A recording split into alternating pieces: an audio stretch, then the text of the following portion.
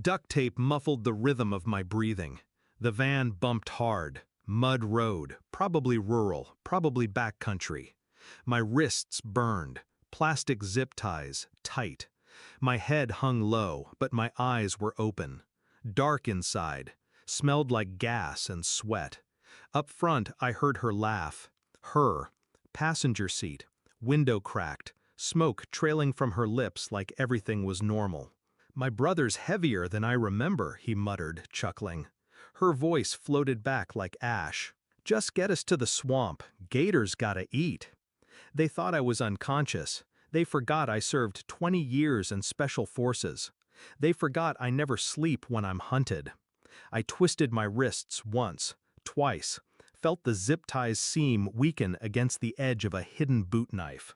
It was only a matter of time now. It began with distance, not the physical kind, the invisible kind. Cold shoulders, blank stares, a laugh too loud at my brother's jokes. I told myself I was being paranoid, that I'd been away too long. Deployment had turned my brain into a hammer. Everything looked like a threat. But then she stopped sleeping beside me, stopped cooking, stopped calling. And when I returned from my final tour, my brother was already there, helping with the fence, fixing her car, drinking my scotch. "I owe her," he said, smiling. "You were gone, I was here." It stung, but I said nothing, because the moment you flinch, they know where to strike. I started watching, not reacting, just observing. Phone records, GPS logs, keylogger on her laptop. At night, I laid beside her as her breathing slowed into fake sleep. Watched her twitch when my hand brushed hers. I checked the cameras. She didn't know I added 2 new ones, one in the garage, one under the porch light.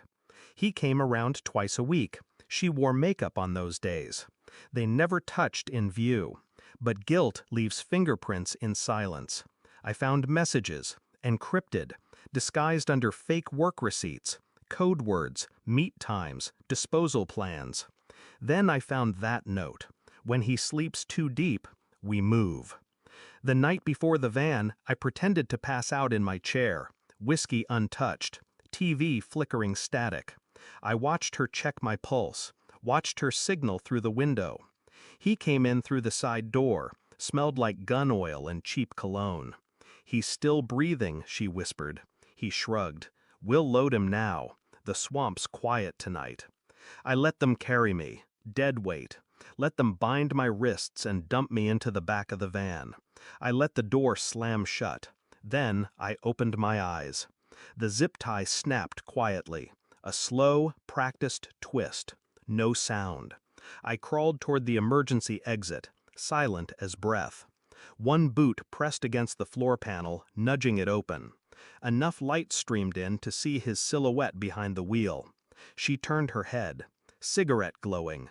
Then she saw me, standing, alive. Her mouth opened, but I was already there. Knife pressed against her throat. "Drive," I said flatly. My brother's eyes locked on the rear view. "Drive, to the swamp." His hands obeyed.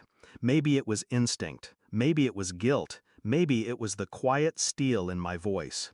No one spoke the rest of the way, just wheels over gravel, heartbeats between us like a ticking bomb. When we got there, I told her to step out, then him. They did. I tossed the knife onto the grass. No weapons, no screams. No one leaves until you tell me why. She looked at me, eyes wet, not from sorrow, from fear.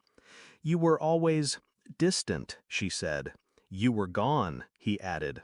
I nodded once, then turned my back, walked into the trees, left them standing there, together, where the gators don't ask questions. I made it home before dawn, tossed everything into one bag. No note, no second thoughts. The marriage was already dead. They just buried it wrong. I booked a one-way flight, left my dog with my neighbor, donated the house to a local shelter, let the gators sort the rest.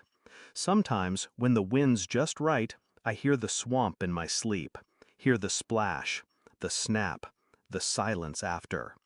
I don't dream of her. I don't dream of him. I dream of rope breaking quietly in the dark, and a voice that once said, "He's not waking up." They were right. I never woke up. That man, the husband, the brother, he's gone. I left him in the back of that van.